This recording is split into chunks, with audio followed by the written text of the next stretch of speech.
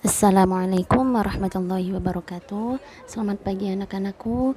Semoga dalam keadaan sehat walafiat dan tetap semangat dalam mengikuti pembelajaran. Jadi pada pertemuan kali ini kita akan membahas tentang menelaah struktur dan aspek kebahasaan teks prosedur. Kita bahas tentang menelaah struktur teks prosedur terlebih dahulu ya. Jadi di sini menelaah struktur teks prosedur itu terdapat tujuan. Tujuan dalam teks prosedur berisi tentang pengantar atau pendahuluan serta tujuan penulisan. Di sini terdapat contohnya ya, seperti menu sarapan super sehat dan kaya serat, penambahan singkong dan ubi ungu selain untuk memperkaya warna dan gizinya juga membuat tekstur bubur beras merah ini lebih pulen. Jadi seperti menjelaskan atau memberi pengantar tentang isi teks tersebut. Yang selanjutnya alat dan bahan. Alat dan bahan ini berisi tentang merinci bahan dan alat dengan ukuran yang akurat.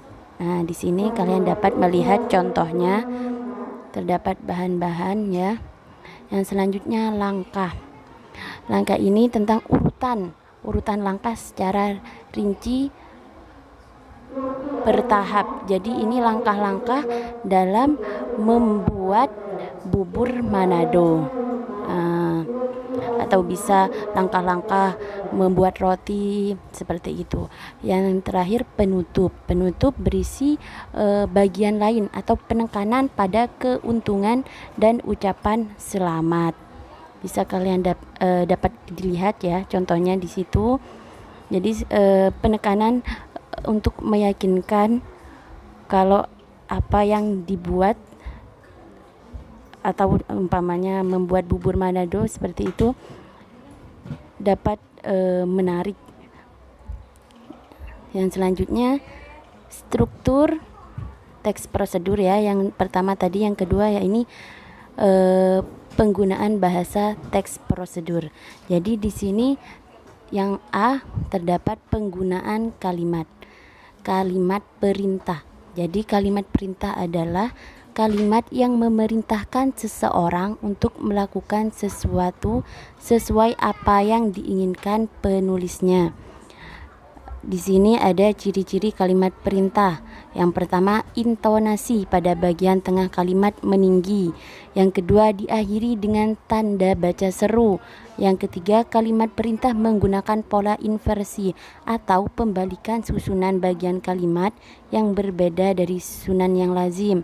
Yang keempat, biasanya terdapat partikel lah atau kan. Nah, di sini terdapat contohnya anak-anak. Contohnya, Anda perlu memosisikan tubuh sejajar dengan monitor. Yang kalimat perintahnya, posisikan tubuh sejajar dengan monitor. Dia masuk dalam kalimat perintah karena terdapat tanda baca seru. Oke, yang selanjutnya penggunaan bentuk pasif. Penggunaan bentuk pasif dalam teks prosedur biasanya untuk memberi saran tambahan atau peringatan supaya tidak terjadi kesalahan fatal. Contoh aktif ya, kalimat aktif. Anda sebaiknya menekan tombol keyboard dengan lembut. Sementara proses pasifnya, tombol keyboard sebaiknya ditekan dengan lembut. Jadi seperti memberi saran kalau penggunaan bentuk pasif itu. Yang selanjutnya penggunaan kriteria atau batasan. Kalimat pada teks prosedur harus rinci dan jelas batasannya. Contoh yang tanpa batasan, kalimat angkat kaki kanan. Yang dengan batasan, angkat kaki kanan setinggi lutut. Yang kedua, langkahkan kaki kanan 2 kali. Contoh kedua, goreng hingga kecoklatan. Jadi di situ memberi penjelasan secara rinci dalam suatu teks prosedur. Yang selanjutnya penggunaan kata keterangan cara, alat, dan tujuan. Adverbia atau kata keterangan adalah kelas kata yang memberikan keterangan kepada kata lain, seperti kata kerja atau kata sifat. Adverbia banyak digunakan pada teks prosedur adalah keterangan cara, keterangan alat, dan keterangan tujuan. Di sini ada keterangan cara. Adverbial ini menambah keterangan cara pada kegiatan atau peristiwa yang terjadi. Contohnya, bungkuslah adonan dengan rapat. Yang selanjutnya, bunyikan secara serentak semua gendang. Jadi kalau terdapat kata dengan dan secara, dia masuk dengan keterangan cara. Yang selanjutnya, keterangan alat. Adverbial ini menjelaskan alat yang digunakan pada sebuah kegiatan atau peristiwa. Misalnya, dengan menggunakan. Contoh, para penebang kayu itu menebang pohon dengan gergaji mesin. Dia termasuk keterangan alat karena di situ terdapat kata yang menunjukkan alat dengan gergaji mesin. Yang selanjutnya, keterangan tujuan. Adverbial ini menambahkan informasi tujuan pada kalimat, misalnya untuk, supaya, dan agar. Contohnya di sini ada malam jangan terlalu panas agar tidak merusak kain. Ya, di situ ada kata agar, dia masuk dalam tujuan. Keterangan tujuan maksudnya. Yang selanjutnya ada keterangan derajat atau kuantitas. Kata ini menambahkan keterangan kuantitas pada suatu kalimat yang disertainya. Contohnya, setelah dicelup, angkat kain secepatnya. Contoh kedua, langkahkan kaki 2 langkah ke kanan dan hitungan keempat tepuk tangan 1 kali. Yang selanjutnya ada keterangan syarat. Kata keterangan ini menambahkan keterangan syarat terjadinya suatu peristiwa. Mungkin seperti terdapat kata jika. Contoh, jika gula terlalu banyak akan cepat gosong. Oke, selanjutnya keterangan akibat. Kata keterangan ini menambahkan keterangan akibat yang ditimbulkan dari sebuah peristiwa atau kegiatan, seperti kata hingga, akibatnya sehingga, sampai, menjadi. Goreng adonan. Di sini ada contohnya, goreng adonan hingga kecoklatan. Dia terdapat kata hingga dalam kalimat tersebut. Dia termasuk dalam keterangan akibat.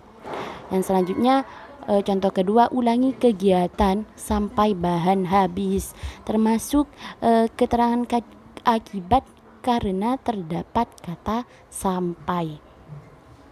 Oke, lanjut. Yang menggunakan kalimat saran atau larangan. Teks prosedur memandu pembaca agar selamat, aman, dan dapat mencapai hasil maksimal. Oleh karena itu, bahasa teks prosedur juga menggunakan saran, keharusan, dan larangan agar tidak menimbulkan bahaya. Jadi, dalam teks prosedur itu harus terdapat kata saran atau keharusan, bahkan harus ada kata larangan agar tidak menimbulkan sesuatu yang membahayakan terhadap seseorang yang mencobanya. Penggunaan kata hubung, ya, seperti sebaiknya, hindari, jangan, jika, tidak, atau kecuali, jika, sebaiknya. Jadi intinya harus terdapat kata saran, ya anak-anak, agar yang mencoba teks prosedur tersebut tidak berbahaya atau tidak menimbulkan suatu hal yang membahayakan. Oke, yang selanjutnya yang F, menggunakan kata penghubung. Langkah dalam panduan dapat dihubungkan dengan ungkapan seperti kemudian, sekarang, berikutnya, setelah ini. Umpamanya kan membuat jus stroberi. Setelah mengupas stroberi sebaiknya dimasukkan ke dalam blender, umpamanya seperti itu. Oke, yang selanjutnya penggunaan akhiran kan pada teks prosedur. Akhiran i dipakai jika objek dalam kalimat tidak bergerak akhiran kan dipakai jika objek bergerak. Maksudnya bagaimana? Di sini ada contohnya, lumuri loyang dengan mentega. Yang kedua, lumurkan mentega pada loyang. Di sini kan tadi dijelaskan kalau akhiran i dipakai jika objek dalam kalimat tidak bergerak. Lumuri loyang dengan mentega, lumuri. Jadi objeknya kan tidak bergerak, sedangkan lumurkan mentega pada loyang objeknya bergerak kan, mentega. Jadi di situ sudah dijelaskan kalau akhiran i untuk objek yang bergerak, sedangkan akhiran an kan dipakai untuk objek yang tidak bergerak. Oke, anak-anak.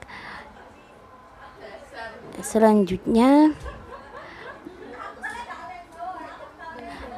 langkah-langkah yang D, menyusun teks prosedur. Berikut ini hal-hal yang perlu diperhatikan dalam menyusun teks prosedur.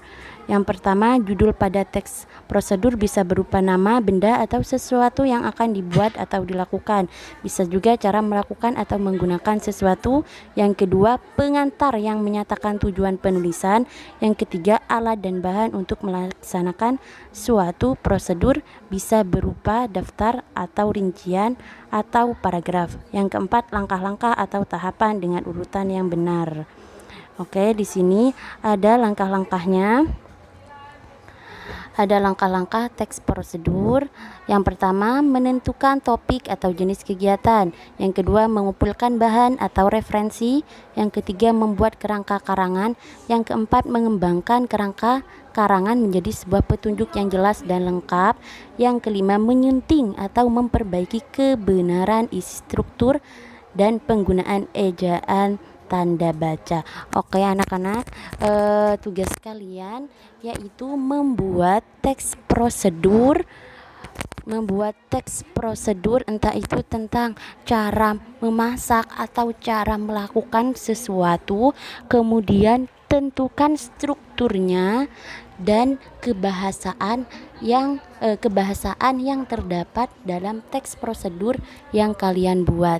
Oke, mungkin hanya itu yang dapat Ibu sampaikan pada pertemuan kali ini. Kurang lebihnya mohon maaf. Wassalamualaikum warahmatullahi wabarakatuh.